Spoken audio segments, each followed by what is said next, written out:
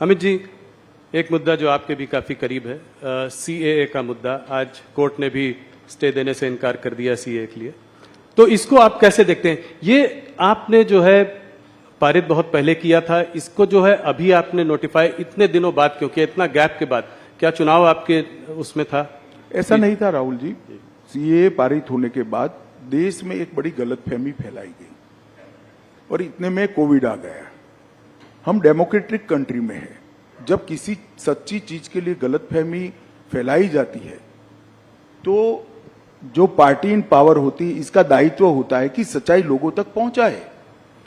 एक भ्रमित किया गया, ऑपोजिशन ने अपनी वोट बैंक जीवित करने के लिए, वोट बैंक बनाने के लिए भ्रांति फैलाई गई कि सीएए से इस देश की माइनॉरिटीज का, विशेष कर मुस्लिम भाइयों बहनों का मताधिकार, नागरिकत्व छीन लिया जाएगा, जबकि है उल्टा। सीएए से किसी का नागरिकता नहीं जाने वाला है। सीएए नागरिकता देने का कानून है। सिख, बौद्ध, जैन, क्रिश्चियन, हिंदू, जो सारे भाई 3 देशों से प्रताड़ित होकर आए हैं, वो सालों से यहां बैठे हैं, उनके पास नागरिकता नहीं है। उनके नाम से संपत्ति नहीं खरीद सकते, सरकारी नौकरी नहीं ले सकते जी। किस प्रकार से इनका जीवन व्यतीत होगा? एक करोड़ों लोगों की परेशानी को कांग्रेस के पास इसका जवाब नहीं था। वो अपनी वोट बैंक की पॉलिटिक्स में ही मशगूल थे और पूरी भ्रांति फैलाई कि सीएए थे देश से मुसलमानों की नागरिकता चली जाएगी। मैं फिर से एक बार, अनेक बार कर चुका हूं, फिर से एक बार स्पष्टता करना चाहता हूं, इस देश के मुसलमानों को डरने की जरूरत नहीं है। सीएए नागरिकता लेने का कानून ही नहीं है, नागरिकता देने का कानून है। और जहां तक सीएए का सवाल है, एक कांग्रेस के आजादी के वक्त महात्मा गांधी, जवाहरलाल नेहरू, मौलाना आजाद, सरदार पटेल, राजेंद्र बाबू, सबका वादा था कि जो पाकिस्तान, बांग्लादेश और अफगानिस्तान से आएंगे वो सारे शरणार्थियों को हम नागरिकता देंगे। वो वादा कांग्रेस पार्टी ने पूरा नहीं किया, वो वादा हम पूरा कर रहे हैं। वो एक प्रकार से नेहरू लियाकत पैक्ट का इंप्लीमेंटेशन है। मगर राहुल जी का ये सारे ऐतिहासिक डॉक्यूमेंट से लेना देना ही नहीं है। वो चीट पढ़कर बोलने वाले नेता है, चीट में इतनी सारी बातें आती नहीं है। केजरीवाल जी, ममता जी, राहुल जी, सबका कहना यह है कि जब देश में खुद ही नौकरी और खाने पीने की इतनी समस्याएं हैं, तो जब इतने घुसपैठिए और आ जाएंगे तो इनको हम लोग नौकरियां कहां से देंगे? घुसपैठिए नहीं है। घुसपैठिए और शरणार्थी में फर्क होता है। और मैं केजरीवाल जी, राहुल जी, ममता जी सबको कहता हूं, अगर देश के युवाओं की नौकरी की चिंता है तो आप बांग्लादेशी घुसपैठिए और रोहिंग्यास के लिए क्यों नहीं बोलते हैं? क्यों जुबान सिल जाती है आपकी? इसलिए सुल जाती है कि आप अपनी वोट बैंक को हट कर रहे हो। शरणार्थी जो होता है वो प्रताड़ित होकर यहां आता है। अभी मैं आपको बताता हूं, अफगानिस्तान में निजाम बदला, सारे लोग इनसिक्योरिटी फील कर रहे थे। सैकड़ों, हजारों सिख भाई पवित्र गुरु ग्रंथ साहब को लेकर यहां है। क्या करें उनका? वो घुसपैठिए है क्या? हर सिख भाई बहन का इस देश पर इतना ही अधिकार है जितना मेरा और आपका है। हर हिंदू भाई बहन का इतना ही अधिकार है जितना मेरा और आपका है।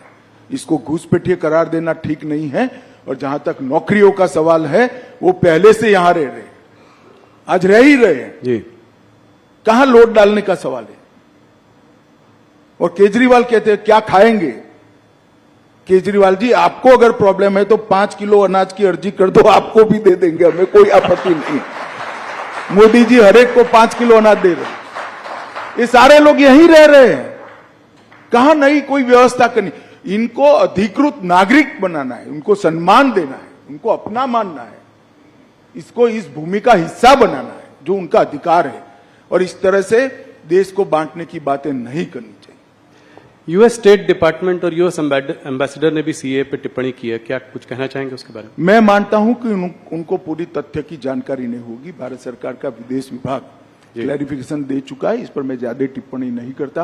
परंतु मैं इतना फर्मली कहना चाहता हूं, नागरिकता किसको देनी ये मेरे देश का अधिकार है और ये अधिकार में कोई दखल नहीं। चुनाव पास आ रहा है, अभी कुछ खबर आ रही है कि चाइनीज मिलिट्री ने कुछ दिनों पहले कहा कि अरुणाचल प्रदेश जो है उनका एक अभिन्न अंग है। इसको आप कैसे देखते हैं? क्या ये जवाहरलाल नेहरू के समय से कह रहे हैं जी। और बहुत बड़ा हिस्सा वो उस वक्त हड़प भी कर गए। मेरा तो जन्म नहीं हुआ था 1962 में, जी, परंतु ये मोदी सरकार है, 1 इंच भी जमीन देश की किसी भी सरहद पर कोई नहीं ले सकता, ये हमारा भारत की जनता को वादा है। अमित जी, एक सीए से रिलेटेड सवाल है और आपने भी पहले इसकी बात की हुई है कि ये क्रोनोलॉजी की बात हुई थी कि सीए के बाद एनआरसी आएगा। एनआरसी की बात आजकल कम हो रही है, क्या इसको ये माना जाए कि इस मैनिफेस्टो में ये रहेगा या नहीं रहेगा? ऐसा है जी। राहुल जी, ये भ्रांति फैलाई जा रही है। एनआरसी कांग्रेस के वक्त आया हुआ कंसेप्ट है। एनआरपी चिदम्बरम साहब जब गृह मंत्री थे तब गवर्नमेंट कंटिन्यूअस प्रोसेस होती है, हमने इसको आगे बढ़ाया। मगर सीएए का जो कानून है, इसके अंदर कहीं एनआरसी का प्रोविजन नहीं है, कहीं एनआरसी के जिन्स भी नहीं है।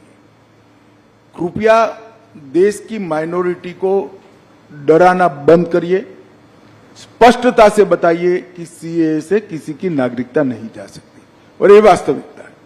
नहीं, पर एनआरसी क्या बीजेपी के मैनिफेस्टो में होगा? अगले टर्म में इसको देखेंगे? अब मैं तो मैनिफेस्टो कमेटी में अभी ड्राफ्ट कोई आया नहीं है, जब पार्लियामेंट्री बोर्ड के सामने आएगा तब देखेंगे। परंतु मैं इस मंच से इसकी घोषणा भी नहीं कर सकता, परंतु मैं इतना स्पष्ट कर देना चाहता हूं, अभी देश के सामने सीए का कानून है जिसमें एनआरसी के कोई वायरस नहीं है। क्या कहते हैं, इस पिछले आपका जो 5 साल का कार्यकाल रहा उसमें आप लोगों ने बहुत बड़े काम किए। 370 अभी सीएए की हम लोग बात कर रहे थे, एक यूनिफॉर्म सिविल कोड की भी बात हुई है और इसको आपने जो है उत्तराखंड के गवर्नमेंट के उसके माध्यम से शुरुआत भी की है। तो क्या अगले 5 साल में ये एक बड़ा मुद्दा रहेगा भारतीय जनता पार्टी का? आपके मैनिफेस्टो आपने कहा कि अभी आप नहीं बता सकते, मगर आप राहुल जी, यूसीसी लोकभोग्य भाषा में कॉमन सिविल कोड, ये आज से हमारा मुद्दा नहीं है जी, 1950 से हमारा मुद्दा है। इसके लिए मेरी पार्टी ने आंदोलन किया है, जनसंघ था तब से करा है, और हम इससे हट नहीं सकते हैं।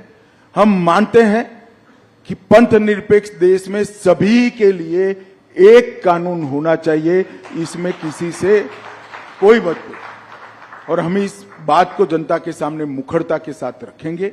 उत्तराखंड सरकार यूसीसी लेकर आई है और इस यूसीसी पर इसकी अब सोशल, लीगल, जुडिशियल सभी प्रकार की स्क्रूटिनी होगी, और उसके बाद में कोई एक कॉमन मत भी बनेगा देश का। परंतु यूसीसी भारतीय जनता पार्टी का देश की जनता को वादा है। हिंदू हो, मुस्लिम हो, सिख हो, ईसाई हो, बौद्ध हो, ये सभी ने एक कानून से जीना चाहिए। धार्मिक स्वतंत्रता में कोई दखल नहीं करनी चाहिए। लग्न की पद्धति क्या हो, अपने अपने धर्म के हिसाब से हो, परंतु कानून एक होना चाहिए। ये हमारे संविधान निर्माताओं ने तय की हुई बात है, ये कोई भारतीय जनता पार्टी का एजेंडा नहीं है। हमने यूसीसी को हमारे गाइडिंग प्रिंसिपल्स में एक्सेप्ट किया था, जिसको अंबेडकर जी, सरदार पटेल, जवाहरलाल जी, राजेंद्र बाबू सबने स्वीकारा था। ये सारे कांग्रेस के नेता थे। जी।